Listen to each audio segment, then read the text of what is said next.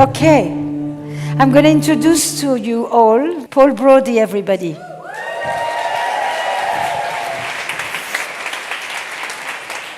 Hi, everybody. So I wanted to say, first of all, thank you. And I'm talking to you. And I don't mean the people next to you. I mean you. Thank you for listening. Because if you didn't listen, my voice and my words are completely meaningless. And that's for all of you at home as well. Thank you. So when I was 4 years old, I was playing with a kid on the beach, and my mother turned to my father, apparently, so she told me, and said, "He's going to be gay one day." And my father said, "Oh, don't be ridiculous. How can you tell?" And she said, "I just think he is." Mothers know. I only wish she had told me. If she had told me, it would have saved me years of not knowing, worrying that there was something wrong with my body because it didn't do the things that I thought it was supposed to. I grew up in a house where we talked about everything. Politics, religion, cancer, death, the brutality of the government, but never about sex. And that omission communicated volumes. I was raised in South Africa, where the apartheid system enforced the binary, black and white, heterosexual and deviant, moral and immoral. My father was a human rights lawyer, and my mother an oncologist, and the bookshelves in their study were filled with law reports and with medical textbooks. And I was drawn to them. Afternoons, I would sneak into the study with my heart racing, afraid someone was watching. And beneath the cover of a green book, which was called Ionizing Radiation in the Treatment of Cancer, was really a book about the history of Nelson Mandela and the African National Congress, the ANC. And just seeing those three letters, ANC, made my stomach clench. That book was banned, and the possession of it was punishable.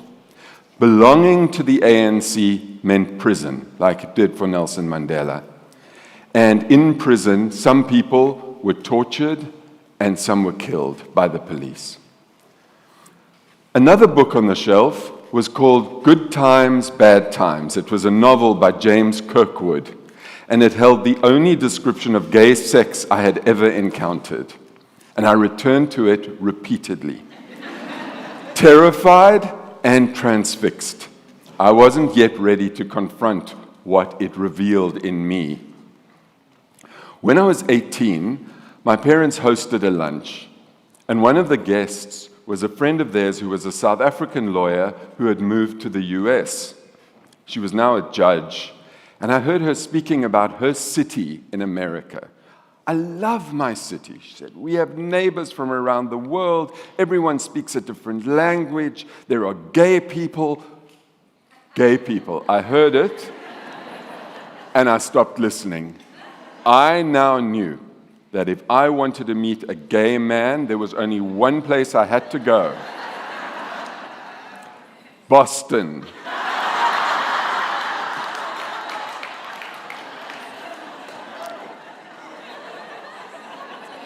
So I went to Boston, and I confirmed my mother's prediction from the beach all those years earlier. When I was 25, I'd finished medical school, and I was doing an internship in internal medicine at Baragwanath Hospital in Soweto, when I found a lump in my left armpit. I was sent for a biopsy, and 2 weeks later, the surgeon called me and said, "I want to talk to you." And I went to meet with him, and he said, "Paul, my boy, I know you're gay, and I know that you've just returned from the United States. So when you were under anesthetic, I decided to test you for HTLV3. And I'm sorry to tell you, but the results have come back positive. HTLV3 would later be renamed HIV. At that time, there was no AIDS in South Africa.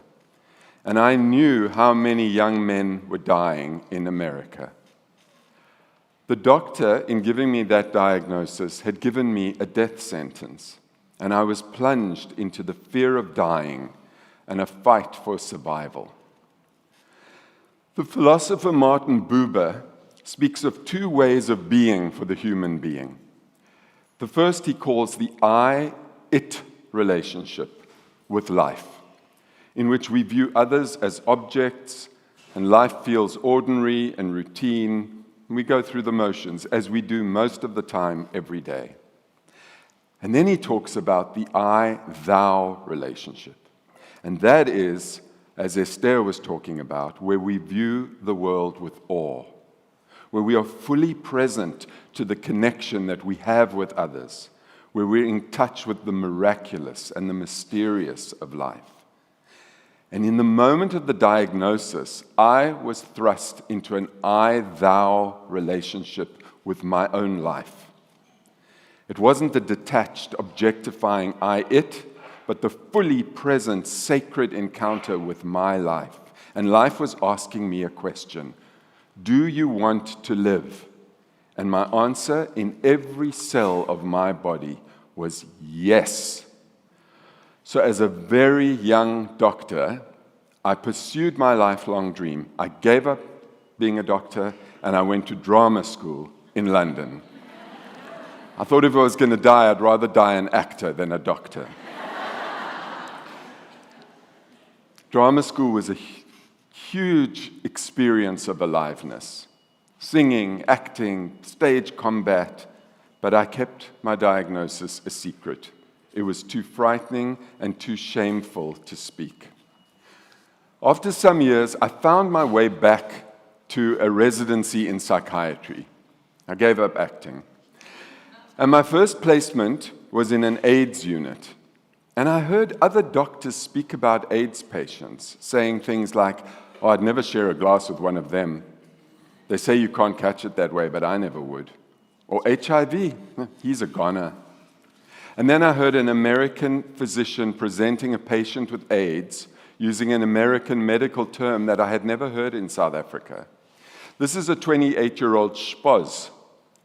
SHPOS, S-H-P-O-S. It stood for subhuman piece of shit.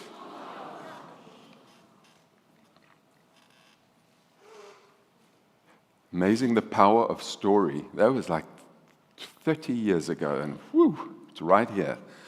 The doctors had no idea that I was the them they were referring to. I was the SHPOS. As a trainee in psychotherapy, I saw a young man who worked in a different hospital from mine, but he'd come across my records, and he found out that I was HIV positive, and he used this information to threaten me. Each week, he would ask me how it would feel if he told my supervisors. For some reason, he needed to be sadistic with me, but I couldn't tell anyone. I couldn't tell my supervisors because it was a secret, and I couldn't stop seeing him because he might then tell someone. By 1994, my T cells were dangerously low, and I wondered whether the secrecy was beginning to cause me as much illness as the HIV itself could. Thinking back on that now, Maya Angelou's words really resonate. There is no greater agony than bearing an untold story inside of you. And it began to dawn on me that living in secrecy kept me alone and in survival mode. And healing doesn't come from trying to survive, it comes from being in connection. So in 1994, I gave a talk at the American Psychiatric Association conference on being an HIV-positive psychiatrist. I came out as HIV positive, and it felt urgent for me that other doctors knew that there were those of us doctors living with HIV, and that we were not subhuman, and that we had loving partners, and that we were part of communities, and that while I might be dying, I was very much alive. And this talk, thank you, freed me from the tyranny of secrecy. It allowed me to get the supervision I needed as well, and to deal with the sadism of that young patient. And in active pursuit of aliveness, I took many workshops and experiences. I did the EST training, the advocate experience. I went to healing circles with Marianne Williamson. I did energy work and Rolfing. I learned Buddhist meditation and hypnotherapy. I spent time alone in a canyon in Utah having interactions with the non-human world. And I also took medications that began to save my life. And then, in 1995, I attended a weekend workshop at the Body Electric School, founded by sexologist Joseph Kramer in the early 80s. And Kramer he'd had a vision of what was coming, and he developed a school of massage, and he knew that gay men were going to need to learn how to have pleasure and how to have sex that was connected but that wasn't going to kill each other. And the workshop he designed was called Celebrating the Body Erotic. And the weekend started with a group of men standing in a circle, first invited to breathe together, and then to speak to one another in a set of structured exercises, and to look into one another's eyes. And after several hours, erotic touch was layered into the workshop. And the whole point of the workshop was learning how to harness sexual energy as a source of healing energy for the whole body. And in the Body Electric course, erotic aliveness was taught as a portal to pleasure, and a portal to connection, and a portal to spiritual transcendence. Every body, no matter how stigmatized, is capable of pleasure. We are wired for it. Don Shuey, who's a therapist here in New York, has written a book called Daddy, Lover, God. He spoke here at Sessions Live a few years ago. He described the Body Electric weekend, and I quote, "In the Body Electric circle, I felt like a newborn infant, parting my eyelids for the first time. I felt vulnerable, defensive, curious, nervous, giggly, judged, and unexpectedly compassionate. To put my hand on another man's chest and feel his heartbeat while I looked into his eyes, I had to be awake and alert. To allow someone to see me and touch me, I had to trust. I had to open the door and invite someone in." The Body Electric workshop culminated with an extended communal ritual of erotic massage, ending with what the Taoist master Mantak Chia calls the big draw, in which everyone on cue took a deep breath together and exhaled. 3 deep breaths, and then on the final one, clenching every muscle in the body tight, the butt, the belly, the hands, the feet, before letting go. And with carefully chosen music, that exhale led to huge emotional releases for the participants. Sobbing, wailing, expressions of pure joy. Don Shuey writes, "I felt like I was experiencing my own death. I began to cry, grieving over my lack of generosity to myself. And that inevitably connected with a seemingly bottomless pool of grief over friends who have died of AIDS. Surprisingly, opening one's body to feel full pleasure also opened up one's access to grief, as Julia has spoken about today, with Thanatos and Eros.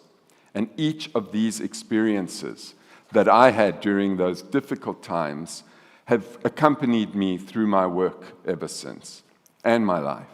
So while I don't work physically or erotically with people, I do work to remind people of their aliveness, and that their relationships with me, with themselves, with one another, are not a problem to be solved. A relationship is an adventure to be lived. And I want to offer you one practical tool that I found useful to give clients to take home with them, and you can take it home with you. And it's called the 3-minute game, designed by Body Electric teacher and sexological body worker Betty Martin. It's very simple. 2 people take turns in asking one another 2 questions. First question, for your pleasure, what would you like me to do to you for 3 minutes? Second question, for your pleasure, what would you like to do to me for 3 minutes? Each answers, and then they get to give each other what they've asked for. Nothing too elaborate can be done in 3 minutes. So requests are something like, for my pleasure for 3 minutes, would you please massage my feet? And then, for my pleasure for 3 minutes, could I caress your ears? The content is not the point. It's the asking that matters. The 3-minute game teaches players to ask, how to give, how to receive, how to say yes and no, how to clarify their desires, how to practice consent, how to differentiate between what is uncomfortable and what is truly unsafe, and to move from shame and isolation into connection. And between strangers, this exercise opens a door to authentic intimacy. But for couples who've lost sexual connection, this is an invitation for one another to join them in the erotic once again. It's not about performance, it's about presence and vulnerability and play and aliveness. And whether it's alone or with others, erotic pleasure can transition people from disconnection to connection. So what our world today has in common with the time of the AIDS epidemic is that people are terrified. Bodies are being vilified and stigmatized. Trans people's bodies are being treated with contempt. Immigrant bodies, women's bodies are being ascribed lesser value. People are afraid to tell their stories and to say what they're thinking and feeling. And as a result, people are going to die. Those of us who lived through AIDS, whether in our bodies or not, have much to teach those living through this crisis that we find ourselves living in today. The AIDS epidemic taught us a few things. It taught us that stigma kills, not just metaphorically, but literally. Silence, secrecy, and shame isolate people from the care and love that they need. It taught us the power of community. When the world turned its back, queer people turned towards one another. We created networks of care. We learned to fight and to love at the same time. And while people were dying, we could be angry and joyful at the same time. It taught us that truth-telling matters, that naming what is happening clearly and boldly is a part of healing. And it taught us about embodiment, that even in the face of death, we can resist the pressure to collapse into despair. We can choose touch, connection, and pleasure.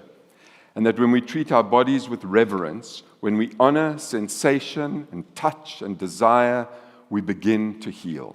We reclaim what has been hidden, we soften survival patterns, and we come into presence. And I want to leave you with a few suggestions. Breathe into your body and follow the aliveness. And thank your body. Seek pleasure rather than abandon it.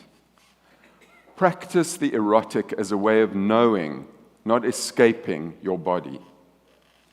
Gather and touch each other in loving ways while staying emotionally connected.